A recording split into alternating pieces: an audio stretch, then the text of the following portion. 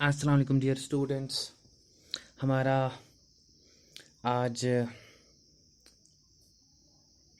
चौथा पार्ट है, चौथा क्लास है इस लेसन का, जिसका नाम है लॉन्ग वॉक टू फ्रीडम और नेल्सन मंडेला ने इसको लिखा है। और अपने पिछले क्लास में हमने देखा था कि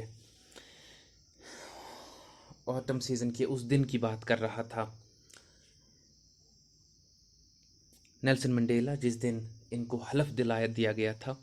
सबसे पहले पोडियम पे मिस्टर डी क्लार्क को एज सेकंड डिप्टी प्रेसिडेंट हलफ दिलाया गया। उसके बाद थोबो म्बेकी फर्स्ट डिप्टी प्रेसिडेंट, और उसके बाद इनकी बारी आ गई थी एज प्रेसिडेंट नेल्सन मंडेला की। और उन्होंने लोगों से कहा, जो वहाँ पे लोग जमा थे, दुनिया से आए हुए मेहमान और जो वॉचिंग वर्ल्ड यानी वो जो टीवी पे देखते थे लोग, इन सब को इन्होंने कहा कि आज मैं ज़मानत देता हूँ आपको कि ये जो हमने एक नई आज़ादी हासिल की है, न्यू बॉर्न लिबर्टी, ये अभी अभी जन्म लेने वाली आज़ादी, इसकी रखवाली मैं करूँगा। अपना पूरा टाइम, अपनी पूरी सलाहियत यहाँ के मुल्क के लोगों के लिए और इस मुल्क की रखवाली के लिए मैं सर्व करूँगा। और ये भी कहा था कि हमने सिर्फ सियासी आज़ादी हासिल की है, अभी भी कुछ चीज़ों से हमें आज़ाद होना है।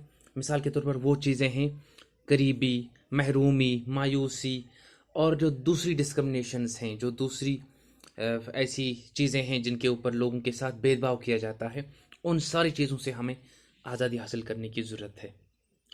और यहाँ से आगे देखने की कोशिश करेंगे। Never never and never again shall it be that this beautiful land will again experience the expression of one operation of one by another.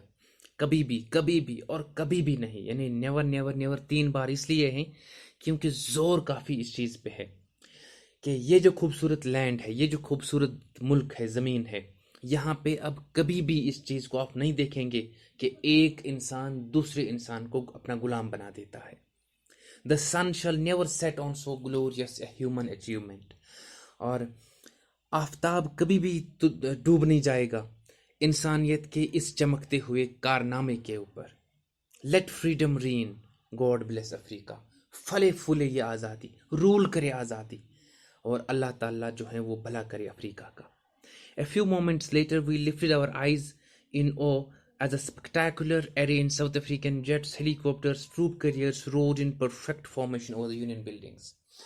कुछ लम्हे गुजर गए, हमने सारे लोगों ने अपनी आंखें जो हैं वो ऊपर आसमान की तरफ उठाई रिस्पेक्ट में, क्योंकि एक नज़ारा था साउथ अफ्रीकन जेट्स का, हेलीकॉप्टर्स का, ट्रूप कैरियर्स यानी कि जो जंगी जहाज होते, road in perfect formation. Roar यहाँ पे उसका पास्ट है, रोर गरजने को कहते हैं। ये जो जब आसमान पे जहाज चलता है तो गरजने की आवाज़ आती है। तो ये सारी चीज़ें यानी कि South African jets, helicopters, troop carriers, ये गरज रहे थे आसमान में एक खास अंदाज में यूनियन बिल्डिंग्स के ऊपर। It was not only A display of pin point precision and military force, और ये सिर्फ पिन पॉइंट प्रिसीजन एक टारगेट को कहते हैं, एक चुनी हुई चीज़ को कहते हैं। और ये सिर्फ एक चुना हुआ चीज़ नहीं है कि हमें अपना मिलिट्री फोर्स दिखाना है लोगों को, दुनिया को, but a demonstration of the military's loyalty to democracy. बल्कि हमारा मतलब सिर्फ ये है कि हम ये डेमोन्स्ट्रेट करना चाहते हैं। डेमोन्स्ट्रेट कहते हैं दिखाने को। हम ये दिखाना चाहते हैं कि मिलिट्री जो हमारे मुल्क की है वो कितनी लॉयल है, वो कितनी वफादार है यहाँ की जमहूरियत के लिए, to a new government that had been freely and fairly elected. और ये मिलिट्री उस गवर्नमेंट के कितनी वफादार हैं जिस गवर्नमेंट को एहसन तरीके से बिना किसी धांधली के इलेक्ट किया गया है।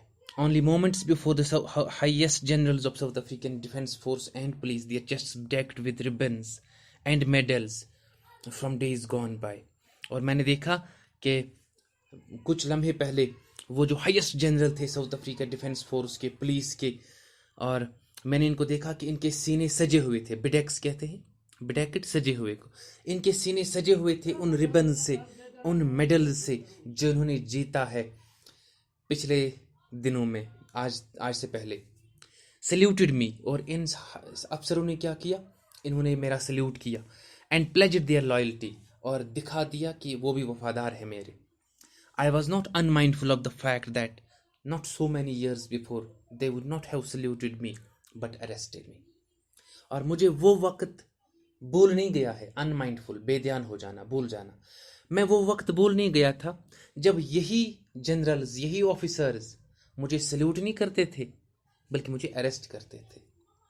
जब ये अंग्रेज का फरमान चलाते थे उस वक्त मैं इनके सामने एक अनलॉफुल इंसान था और उस वक्त मुझे गिरफ्तार करते थे, लेकिन आज वही ऑफिसर लोग मेरा सल्यूट करते हैं।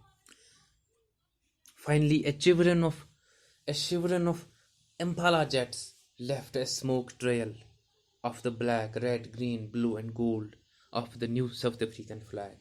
और उसके बाद जो है एक तीर नुमा इम्पाला जेट्स का जहाज, बहुत सारे जहाज थे, वो जैसा कि ग्रेटर देन और लेस देन के जो अलामत होते हैं उसी तरह की अलामत उन्होंने बनाए हुए थे। और हर एक जहाज अलग अलग रंग का धुआं छोड़ रहा था और आसमान पे साउथ अफ्रीकन फ्लैग जो है वो बन रहा था इन अलग अलग रंगों के धुओं की मदद से।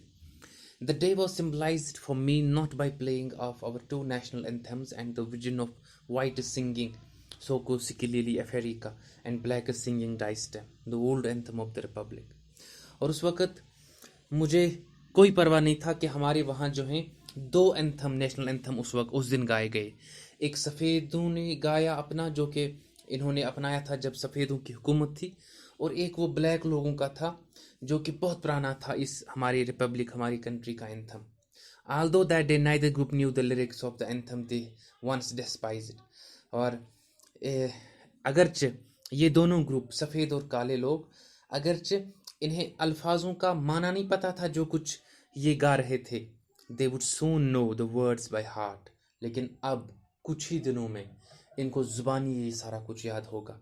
इस नेशनल एंथम्स का मतलब जो है इनके सीने में याद रहेगा। On the day of inauguration I was overwhelmed with a sense of history। और इस इनाग्रेशन के दिन, जिस दिन मुझे हलफ बर्दारी का ये दिन था, काफ़ी ज़्यादा सेंस ऑफ हिस्ट्री मेरे अंदर जो है ओवरवेलम हो गया, यानी बड़ी तादाद हिस्ट्री की उस वक्त मेरे जहन में आ गई। In the first decade of the 20th century, a few years after the bitter Anglo-Boer War and before my own birth, मुझे वो वक्त याद आ गया 20th सेंचुरी का पहला डेकेड था, यानी 1901 से लेकर के 1910 के जो 10 साल, ये पहला डेकेड होगा 20वीं सेंचुरी का। और एंग्लो बोर वॉर जो है वो अभी अभी ख़त्म हो गया था और मैं अभी जना भी नहीं था, यानी 1910 में ये पैदा नहीं हुए थे, क्योंकि इनका जन्म 20th सेंचुरी के दूसरे डेकेड में, दूसरा डेकेड शुरू होता है 1911 से और ख़त्म होता है 1920 में, यानी कि दूसरे डेकेड में इनका जन्म हो गया, क्योंकि इनका जन्म 1918 में हो गया था।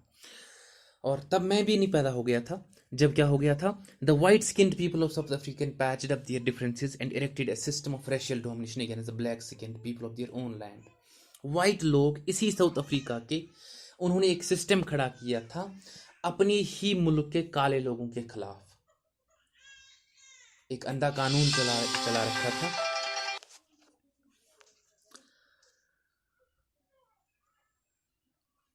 The structure they created formed the basis of one of the harshest and most inhuman societies the world has ever known। और इन्होंने एक ऐसा स्ट्रक्चर खड़ा किया था, बनाया था, जिसकी बुनियाद थी कि जो कि सबसे ज़्यादा हार्शेस्ट था, हार्श सबसे ज़्यादा सख्त, और मोस्ट इनह्यूमन सबसे ज़्यादा गैर इंसानी आज तक जो कि दुनिया ने नहीं देखा था। Now in the last decade of the 20th century, अब 20वीं सेंचुरी के आखिरी डेकेड में, यानी 1999 से लेकर के 2000 तक, ये जो लास्ट डेकेड चल रहा है, इसी में 1994 आएगा। And my own 8 decade as a man, और मैंने भी 8 डेकेड गुजारे हैं, यानी कि 80 साल तकरीबन मैं भी हो गया हूँ। That system had been overturn for ever, और उस सिस्टम को जो है हमेशा हमेशा के लिए ख़त्म किया गया है, and replaced by one that recognised the rights and freedoms of all people.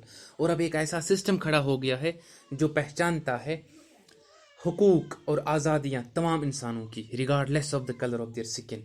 और अब रंग और नस्ल को देख करके किसी के साथ इंसाफी या नाइंसाफी नहीं हो जाती है, ये मैं गारंटी देता हूँ। ये अल्फाज हैं नेल्सन मंडेला के। तो थैंक यू डियर स्टूडेंट्स, आज का लेसन जो हम यहीं पे रोक लेते हैं, अगले लेसन में यहाँ से आगे देखेंगे, और आप इसको देखेंगे प्लीज़, टेक्स्ट बुक को अच्छी तरह पढ़ेंगे और इस वीडियो को सुनोगे ताकि अगर कहीं पे कोई प्रॉब्लम आपको आती है समझने में, हमें व्हाट्सएप पर या कॉल करके हमें बता दीजिए, हम आपको कन्फ्यूजन जो है वो दूर करेंगे। Thank you dear students, have a nice day.